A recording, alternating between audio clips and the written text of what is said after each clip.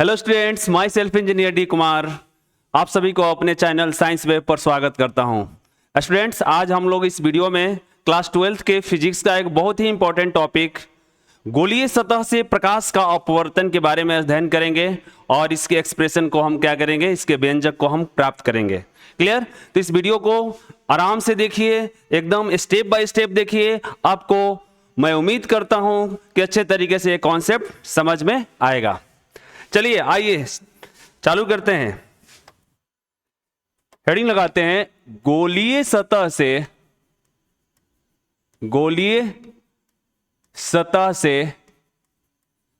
प्रकाश का अपवर्तन। क्लियर? गोलीय सतह से प्रकाश का अपवर्तन। चलिए इसको थोड़ा इंग्लिश में भी लिख लेते हैं। Refraction through spherical surfaces।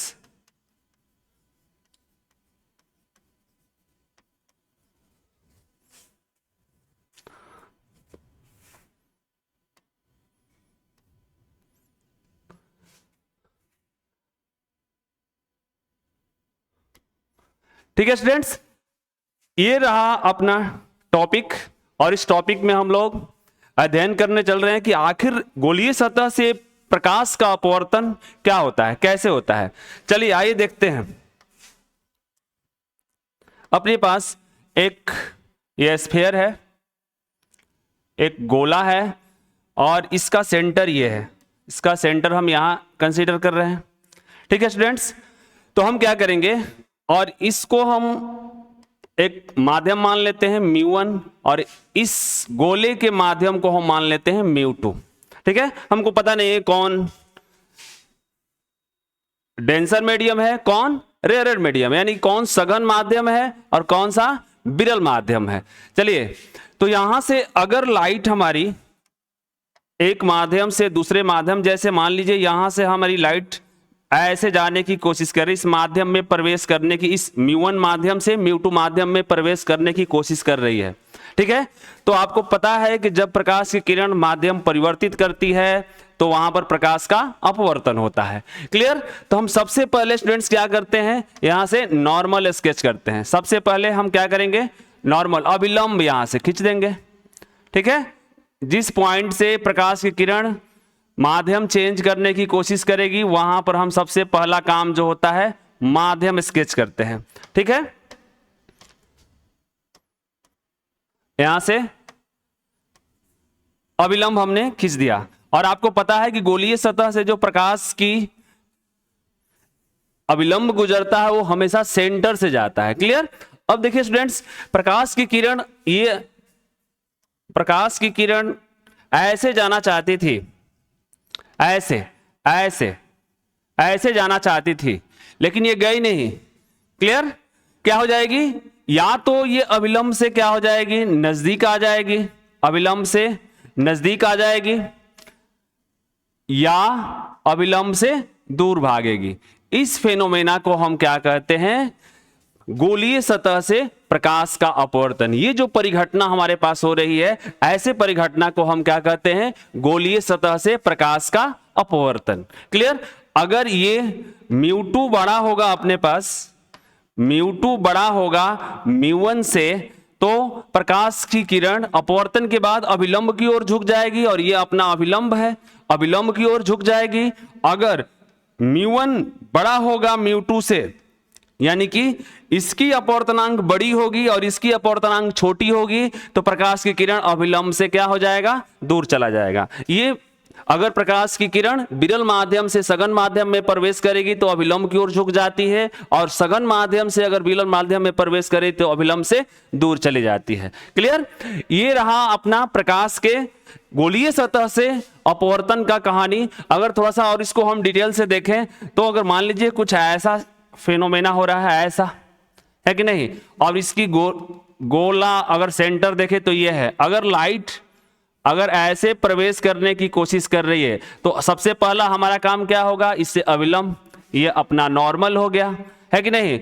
और लाइट ऐसे जाना चाह रही थी ऐसे, लेकिन क्या हो गई, मान लेते हैं ये μ1 है और ये μ2 है।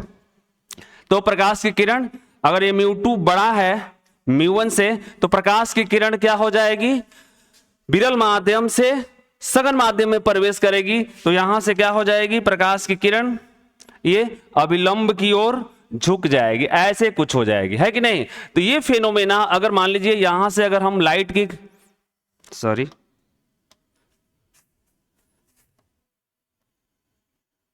अगर यहां से हम प्रकाश को अपवर्तन कराना चाह रहे हैं, यहां से ऐसे, यहां से अगर मान लीजिए ये इसका ऐसा सेंटर बन रहा है कुछ, ठीक है, तो अविलंब यहां से खींचेंगे हम। अगर प्रवेश आपतित किरण ऐसे जा रही है तो क्या हो जाएगी, अगर इसमें प्रवेश करने की कोशिश करेगी तो ये अगर सघन माध्यम है तो ऐसे ना जाकर के कुछ ऐसे मुड़ जाएगी। इस फेनोमेना को हम क्या कहते हैं, प्रकाश गोलीय सतह से प्रकाश की अपवर्तन। जब प्रकाश की किरण गोलीय सतह में प्रवेश करती है तो अविलंब हमेशा कहां से गुजरता है, इसके सेंटर से गुजरता है।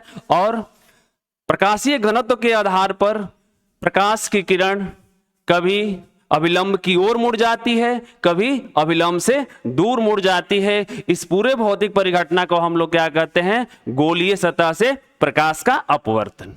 क्लियर। चलिए आगे देखते हैं स्टूडेंट्स। एक बहुत ही इंपॉर्टेंट एक्सप्रेशन है, व्यंजक है, जिसको मैं इस वीडियो में आपके सामने सिद्ध करने जा रहा हूं और अच्छे तरीके से आप इसको समझेंगे। चलिए पहले डेरिवेशन का नाम लिख लेते हैं। गोलीय सतह से प्रकाश के अपवर्तन का व्यंजक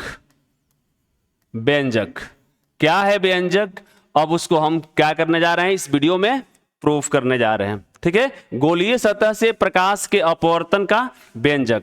ठीक है, तो सबसे पहले स्टूडेंट्स हम क्या करेंगे, डायग्राम स्केच करते हैं और क्या व्यंजक है उसको हम धीरे धीरे समझेंगे। पहले डायग्राम समझेंगे, फिर उसके मैथमेटिकल स्ट्रेटेजी को समझेंगे। ठीक है, लास्ट में व्यंजक को हम प्रूफ करेंगे। क्लियर। चलिए आइए देखते हैं। सबसे पहले मैं एक गोलीय सतह ले रहा हूं यहां पे।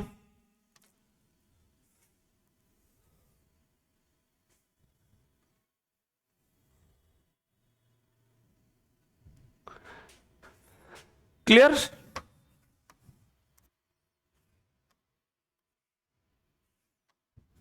और यहां से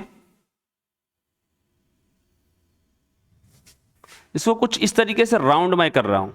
ठीक है, और इस पॉइंट को मैं इसको गोलीय सतह का पोल मान रहा हूं। आपको दिख रहा है कि ये गोलीय सतह है, ऐसे ये गोलीय सतह है, तो इसका सेंटर कहीं इधर होगा, तो सेंटर को मैं इधर कंसीडर कर ले रहा हूं। ऐसे किसी सी लाइन पर अपना क्या होगा, सेंटर होगा। मान लेते हैं कि ये अपना क्या है, सेंटर है।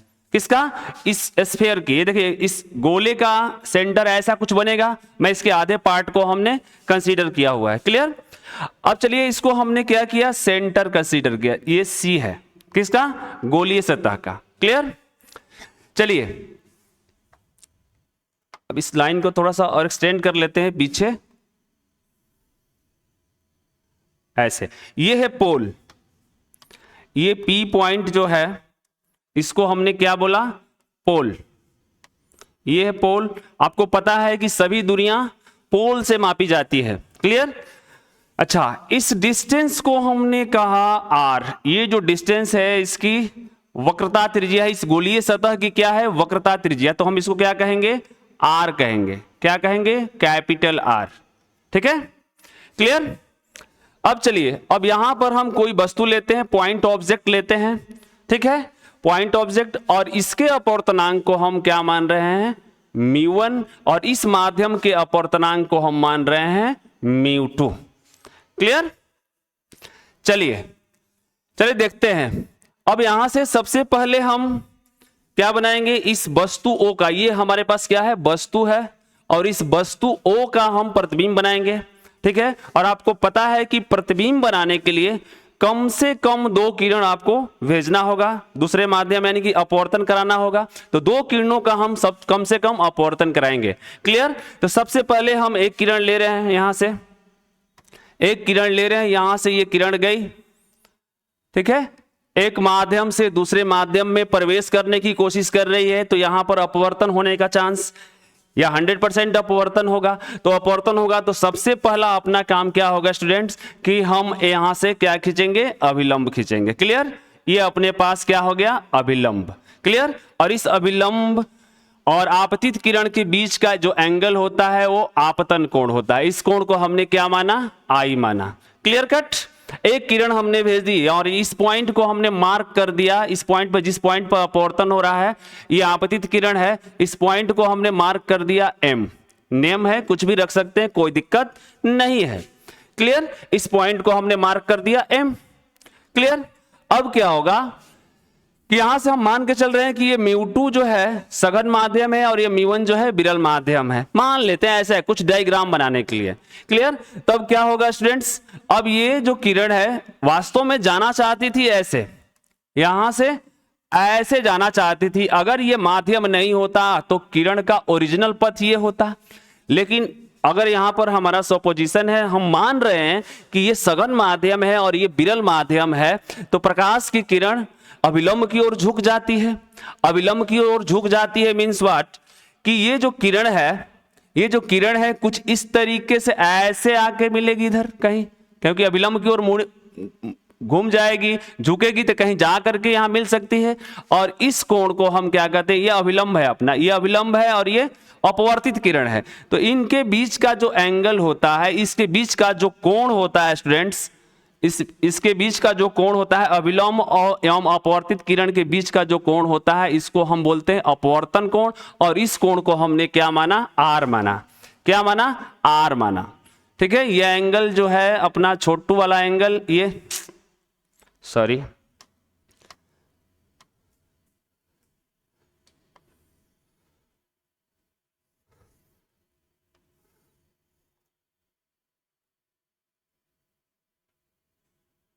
ठीक है, ये जो कोण है अपना क्या है, आर है, आर कोण। ठीक है, क्लियर। अच्छा, एक किरण और आपको भेजना है, तो एक किरण यहां से सीधे हम अभिलंब आपतन करा देते हैं।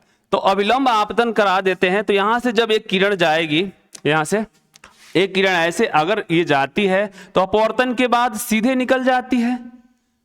Clear cut. यहां से देख लीजिए, अगर ये अपना बाउंड्री लाइन है, यहां से कोई आपतित किरण यहां पर सीधे नॉर्मली इंसिडेंस करती है, नॉर्मली आपतित होती है, तो आपतन कोण यहां पर क्या है, I बराबर 0, तो R बराबर भी 0 होता है।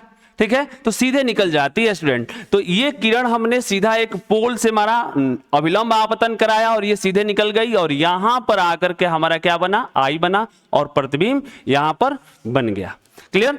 यहां पर कैसी प्रतिबिंब बना, 2 अपवर्तित किरणें क्या हो रही हैं, अभिसारी हो रही हैं। तो जब 2 अपवर्तित या प्रवर्तित किरणें किसी पॉइंट पर अभिसारी होती है, तो वहां पर क्या बनता है, रियल इमेज बनता है, वास्तविक प्रतिबिंब बनता है। क्लियर। तो यहां पर आई अपना क्या हो गया, वास्तविक प्रतिबिंब बन गया। क्लियर। चलिए, ये पॉइंट O है, ये पॉइंट M P सबका नामकरण कर दिया हमने।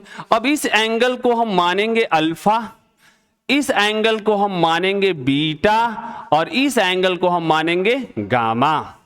क्लियर। इस कोण को हमने अल्फा माना, इस कोण को बीटा माना, और इस कोण को गामा माना। और यहां से पोल से सभी दूरी मापी जाती है, चूंकि तो पोल से सभी दूरी मापी जाती है, तो यहां से जो दूरी होगी इस प्रतिबिंब की, इसको हमने माना v।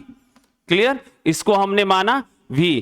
और ये जो दूरी है यहां से वस्तु दूरी को हमने माना u। यहां पर क्या कर लेते हैं, मान लेते हैं, माना वस्तु दूरी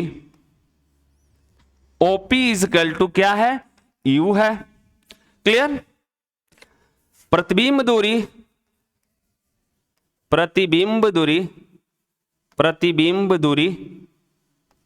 अपने पास PI बराबर क्या हो जाएगा, पी आई बराबर वी हो जाएगा।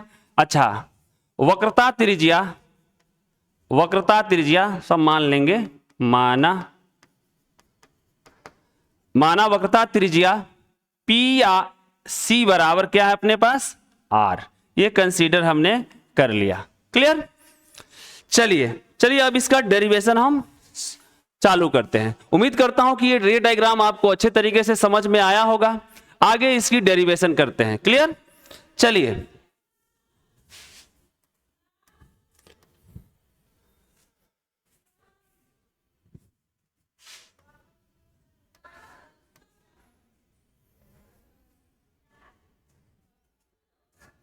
चलिए सबसे पहले लेते हैं हम लोग त्रिभुज।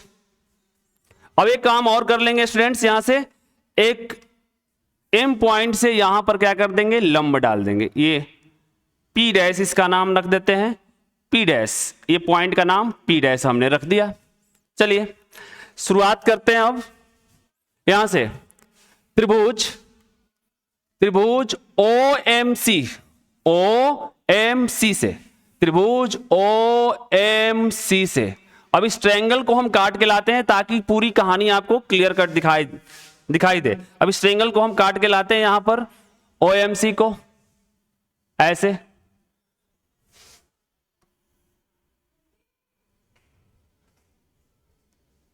और ये ट्रायंगल, ठीक है, इस तरीके से कुछ है। अब इसका नाम क्या है, OM और ये C।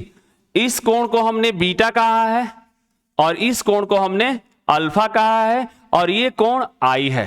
ठीक है, अब देखो स्टूडेंट्स, ये अपना बहिष्ठ कोण, दो ये अंतः कोण। तो आप जानते हैं त्रिभुज के गुणधर्म से कि आई बराबर अपने पास क्या हो जाएगा, आई बराबर अल्फा प्लस बीटा। ये अपने पास एक इक्वेशन बना है कि नहीं, आई की वैल्यू अल्फा प्लस बीटा, ये इक्वेशन अपने पास बनी। फिर अगेन अगर हम देखते हैं त्रिभुज यहां से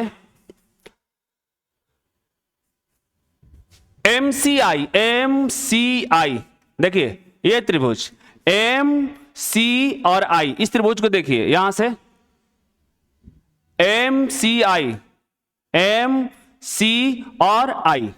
क्लियर? तो यहां से अगर हम देखें तो ये त्रिभुज कुछ इस तरीके से है, थोड़ा देख लेते हैं डायग्रामेटिकली।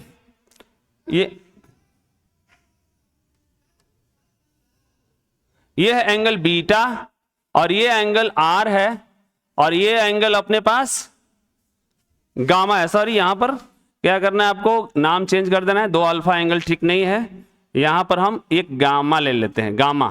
ठीक है, तो ये क्या अपने पास है, गामा।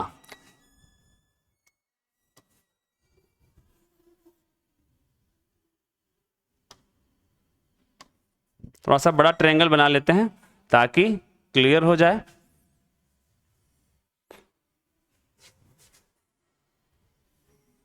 ये बीटा एंगल है, ये आर है और ये जो एंगल है इसका नाम हमने बीटा रखा हुआ है। क्लियर? अब फिर देखिए यहां से ये बहिष्ठ कोण बना, ये आर है और ये बीटा है, तो बीटा इक्वल टू क्या हो जाएगा अपने पास student, beta equal to r plus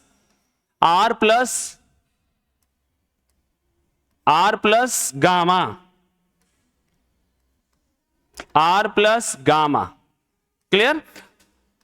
अब यहां से आर की वैल्यू हम निकाल कर रख लेते हैं, आर इक्वल टू क्या हो जाएगा, बीटा माइनस यहां से ये गामा, इसको हम मानेंगे इक्वेशन नंबर सेकंड। क्लियर? चलिए उम्मीद करते हैं कि यहां तक आप समझ लिए होंगे। आर की वैल्यू हमने निकाल लिया है, R equal to beta minus gamma, ये इक्वेशन फर्स्ट है अपने पास, ये इक्वेशन सेकंड है। चलिए आते हैं नेक्स्ट पेज पर और इसको समझने की कोशिश करते हैं। आर की वैल्यू अवेलेबल है और आई की वैल्यू अवेलेबल है। क्लियर? चलिए आते हैं नेक्स्ट पेज पे।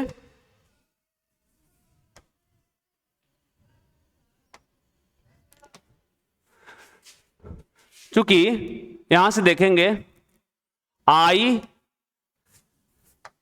यहां से जो भी अपने सिलेबस में है स्टूडेंट्स वो क्या है, सारे उपाक्षीय किरण की बात है। तो यहां पर चूंकि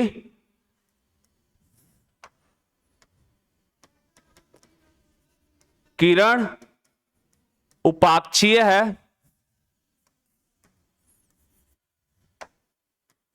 किरण उपाक्षीय है, उपाक्षीय है, इसलिए अपने पास क्या हो जाएगा, I tends to 0, R tends to 0, alpha tends to 0, beta tends to 0, gamma tends to 0। सारे एंगल्स छोटे होंगे क्योंकि हमारे सिलेबस में क्या है स्टूडेंट्स, सारे उपाक्षीय किरण की कहानी है। यानी कि जो हमने डायग्राम इतना बड़ा बनाया था वो एक्चुअल में ऐसा है, ऐसा है। अब देखिए यहां से छोटी छोटी जब किरण जाएंगी तो छोटे छोटे कोण होंगे, ऑब्वियस सी बात है। तो छोटे छोटे किरण जाएंगी, ये प्रधान अक्ष के नजदीक से किरण जाएंगी तो ऐसे किरण उपाक्षीय किरण होती है। तो जब किरण उपाक्षीय होती है तो अल्फा बीटा गामा सारे एंगल्स क्या हो जाएंगे, छोट हो जाएंगे। और जो किरण जो है आपतित किरण या अपवर्तित किरण, सारे किरण क्या हो जाएंगी, उपाक्षीय हो जाएंगी। तो ये अपने पास कंडीशन है, ठीक है। अब हम लगाते हैं अपवर्तन का नियम, अपवर्तन के नियम से। तो अपवर्तन का नियम क्या कहता है,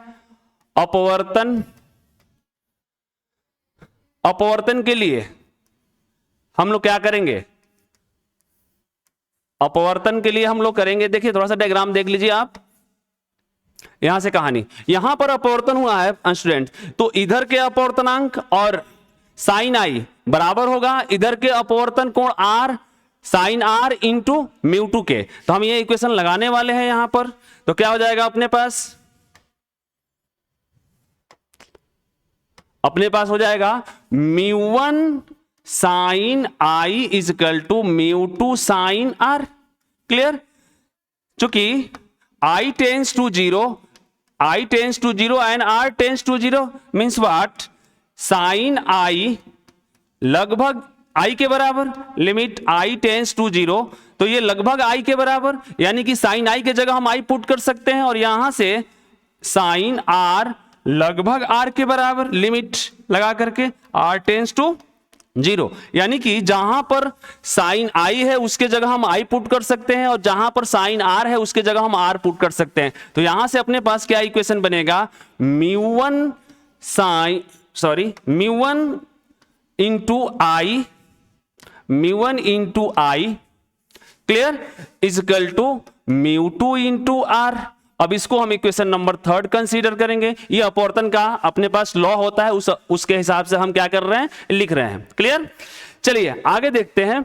यहां से ये इक्वेशन हमारे पास 3 अवेलेबल हो गया।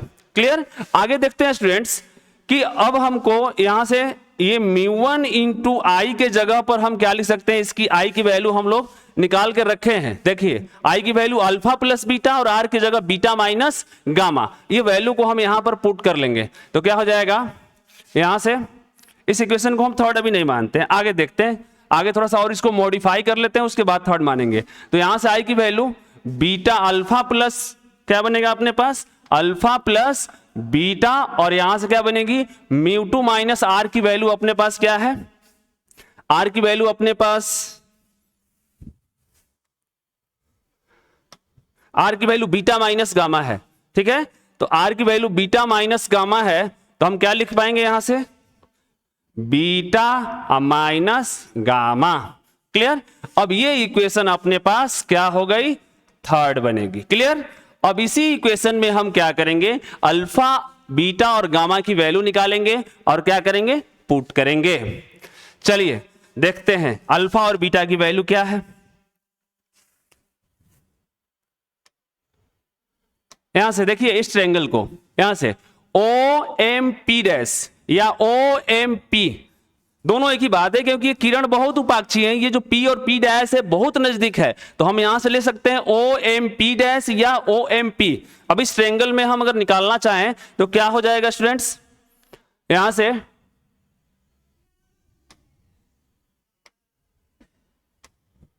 ट्रायंगल OMP से, यहां से इस ट्रायंगल को हम काट के निकालते हैं। ये ट्रायंगल है, ये O है, ये M है और ये P और P डैश। इस एंगल को हमने क्या माना है, अल्फा, और इसको हमने H कहा है।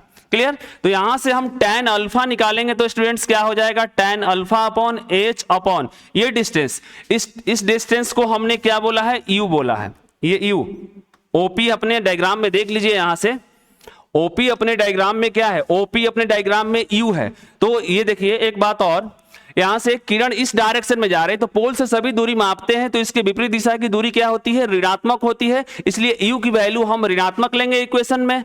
अच्छा, पीसी की जो ये आर है, इस आर की वैल्यू धनात्मक लेंगे क्योंकि पोल से इधर दूरी माप रहे हैं, तो पोल से इधर दूरी मापे तो ये वैल्यू क्या हो जाएगी, धनात्मक, और ये वी की वैल्यू भी क्या होगी, धनात्मक होगी। लेकिन इस इक्वेशन में जो अभी हम ट्रायंगल ले रहे हैं वो ओपी की वैल्यू क्या होगी, माइनस यू होगी। चलिए देखते हैं, यहां से tan अल्फा बराबर माइनस यू, इक्वेशन नंबर 4। इसी प्रकार हम फिर से यहां पर इस ट्रायंगल को लेंगे, ट्रायंगल पीएमसी, ट्रायंगल पीएमसी में, ट्रायंगल पीएमसी में tan beta is equal to, PMC देख लीजिए, यहां से आराम से समझिए, पीएमसी, ये पी और पी डैश एक ही चीज है, पीएमसी में ये वैल्यू एच हमने लिया हुआ है, एच कंसीडर किया हुआ है, छूट गया था, ये एच वैल्यू, हाइट को हमने एच माना हुआ है। तो पीएमसी में अगर हम देखें,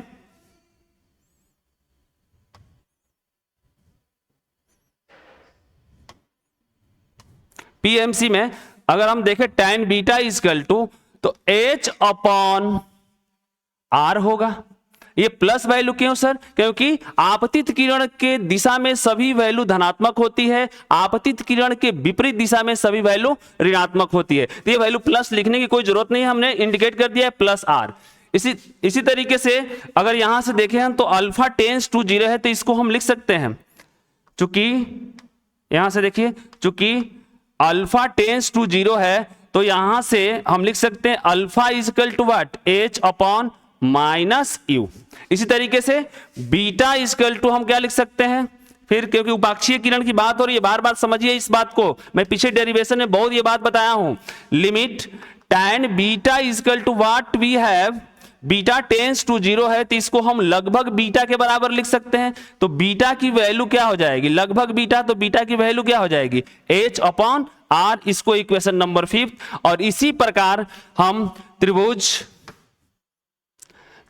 इसमें देखिए, यहां से PMI में अगर हम tan गामा की वैल्यू निकालें तो ये h अपॉन वी हो जाएगा, क्योंकि यहां से ये लंब हो जाएगा और ये आधार हो जाएगा, तो हम क्या लिख सकते हैं, h अपॉन वी लिख सकते हैं, ठीक है, h अपॉन वी लिख सकते हैं। अब यहां से देखो स्टूडेंट्स,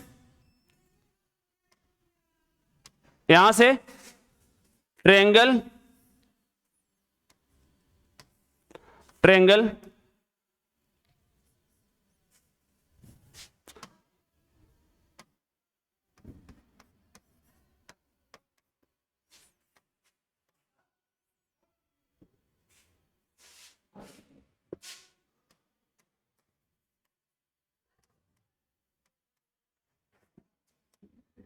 यहां से ट्रायंगल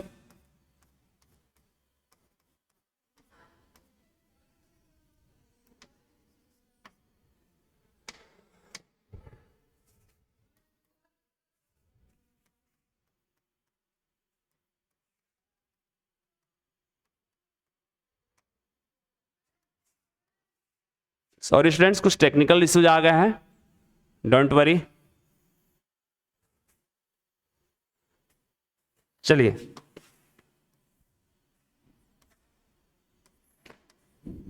इसी तरीके से हम अगर ट्रायंगल इसकी बात करें, यहां से PMI में, ट्रायंगल PMI में अगर हम बात करें तो क्या हो जाएगा स्टूडेंट्स, PMI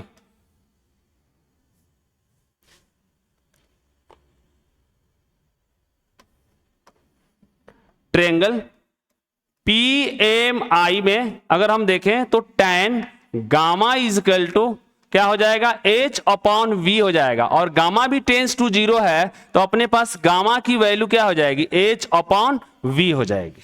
क्लियर। अब इस इक्वेशन को हम मानेंगे क्या, इस इक्वेशन को हम 6 इक्वेशन मानेंगे। क्लियर। अब सारी वैल्यूज, ये 4th वैल्यू, 5th वैल्यू और 6th की वैल्यू, अल्फा बीटा और गामा की वैल्यू हम इस इक्वेशन में रखने की कोशिश करेंगे और अपना स्टैंडर्ड इक्वेशन निकालने की कोशिश करेंगे। क्लियर। तो चलिए देखते हैं, ये सारे इक्वेशंस को हम इसमें रखने की कोशिश कर रहे हैं और इसी पेज पर मैं उम्मीद करता हूं कि इसका स्क्रीनशॉट आप ले लिए होंगे और मैं इसी साइड में इसके इक्वेशंस को सॉल्व करने वाला, क्योंकि यहाँ इक्वेशन है, बार बार मुझे उधर जा करके करने में दिक्कत हो रहा है, तो मैं इसी पेज पर चाहूंगा तो आप इसका स्क्रीनशॉट ले लें, ठीक है। चलिए, उम्मीद करता हूं कि ले लिए होंगे। चलिए आगे देखते हैं, इसको मैं इरेज कर रहा हूं यहां से और यहीं पर हम क्या करेंगे, सॉल्व करने की कोशिश करेंगे, ठीक है। अब सारे समीकरण फर्स्ट, समीकरण फोर्थ,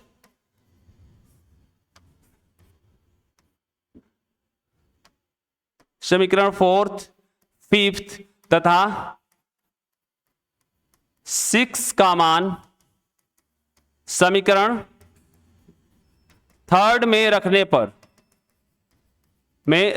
पर क्या हो जाएगा अपने पास, μ1 अल्फा की वैल्यू क्या है अपने पास, h upon minus U, beta की वैल्यू अपने पास क्या है, h प्लस में h upon R is equal to, इस वैल्यू, इस सभी की वैल्यू हम इसमें रख रहे हैं, μ2, बीटा की वैल्यू क्या है स्टूडेंट्स, बीटा की वैल्यू h अपॉन आर है, h अपॉन आर, और गामा की वैल्यू क्या है, minus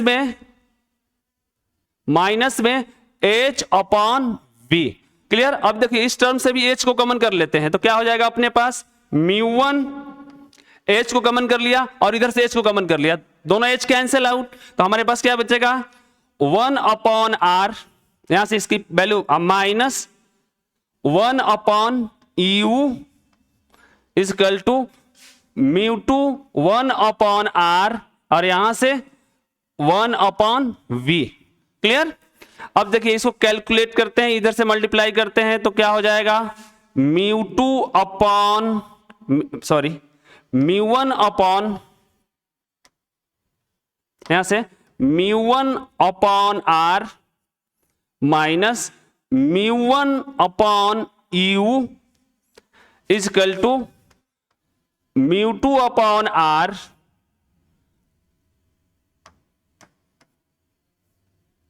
μ2 upon r minus μ2 upon v। R वाले टर्म को हम एक साइड लेके जाना चाह रहे हैं और v वाले टर्म को एक साइड, यू वाला v वाले टर्म को एक साइड लेके जाना चाह रहे हैं। तो यहां से उम्मीद करता हूं कि आप छाप लिए होंगे, तो यहां से मैं इरेज करता हूं,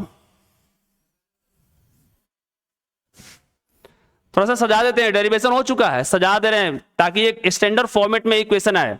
तो यहां से इस आर की वैल्यू को उधर लेके जाने की कोशिश कर रहे हैं, ठीक है। आर वाली जिसकी वैल्यू नीचे आर है उसको उधर लेके और इस वाली वैल्यू को इधर लेके आ रहे हैं, तो क्या हो जाएगा अपने पास, दैट इंप्लाइज μ2 अपॉन v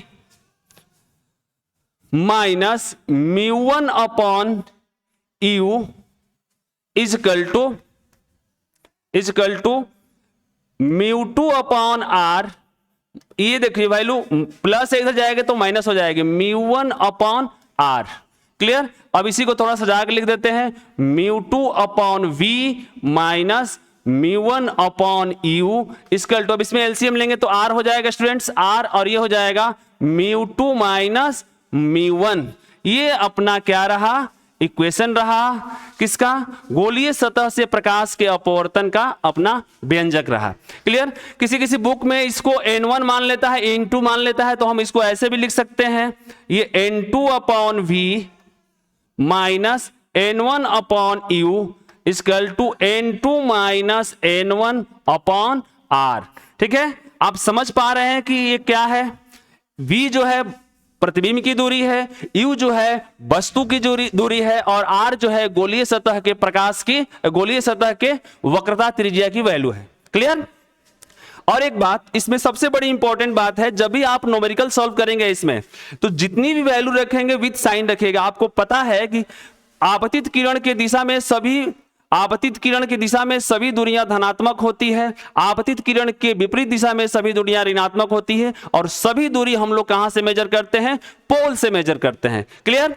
और एक बात, n1 उस माध्यम के अपवर्तनांक है। क्लियर। n1, अब यहां पर एक बात मैं लिखना चाहूंगा, जो n1 या n2 म्यू2 या नाम में क्या रखा हुआ है, नाम तो कुछ भी हम रख सकते हैं, ठीक है। हमने अगर देखिए क्या है ना कि ये स्टैंडर्ड फॉर्मेट है, एनसीईआरटी में ऐसे एग्जाम में डायरेक्ट पूछ लेता है कि आप इसे सिद्ध करें, ठीक है। तो उस स्थिति में आप घबराएं ना, क्योंकि हमने म्यू1 और म्यू2 मानकर किया हुआ है, ठीक है। तो मैंने क्या लिया है, म्यू1 उस माध्यम का अपवर्तनांक लिया हुआ है स्टूडेंट्स जहां से किरण जा रही है, और म्यू2 जो है उस माध्यम के अपवर्तनांक है जहां पर किरण जा रही है। क्लियर। जैसे देखिए यहां पर हमने क्या डायग्राम में लिया हुआ है, ये म्यू1 लिया है और ये म्यू2 लिया हुआ है। तो यहां से हमने किरण को सेंड किया है, यहां से किरण, इस यहां से किरण जा रही है, तो जिस जहां से किरण जा रही है उस माध्यम का अपवर्तनांक म्यू1 है, और जहां पर किरण जा रही है उस माध्यम का अपवर्तनांक क्या है, म्यू2 है। इसी तरीके से हम यहां लिख देते हैं n1 उस माध्यम का अपवर्तनांक है, उस माध्यम का अपवर्तनांक है, अपवर्तनांक है जहां से किरण जा रही है, ठीक है। और n2 उस माध्यम का अपवर्तनांक है जहां पर किरण जा रही है। आप ये उम्मीद करता हूं कि लिख सकते हैं जहां पर, ठीक है। n1 उस माध्यम का अपवर्तनांक है जहां से किरण जा रही है। ध्यान रखिएगा, मैं अगले वीडियो में मिलूंगा न्यूमेरिकल के साथ, ठीक है। n1 उस माध्यम का अपवर्तनांक है जहां से किरण जा रही है, और n2 उस माध्यम का अपवर्तनांक है जहां पर किरण जा रही है। क्लियर। आप ऐसे भी क्रैम कर सकते हैं, आप ऐसे भी लर्न कर सकते हैं, ठीक है। दोनों स्टैंडर्ड फॉर्मेट है, ठीक है। इस वीडियो में इतना ही, मिलते हैं एक अगले वीडियो में इसी एक्सप्रेशन पर, इसी व्यंजक पर न्यूमेरिकल के साथ। तब तक के लिए thank you very much, very